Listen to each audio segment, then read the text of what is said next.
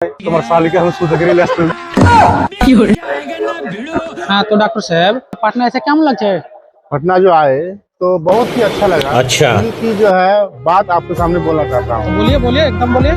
Doctor के पास तो आए, डॉक्टर तो इलाज बहुत बढ़िया करते हैं, लेकिन आज तो टिकट कैंसिल हो जाता है, कल तो क्या होता है, आज 10 दिन से आ रहे हैं पटना। अच्छा ऐसा माहौल हो गया है कि टिकट कैंसिल हो जाता है।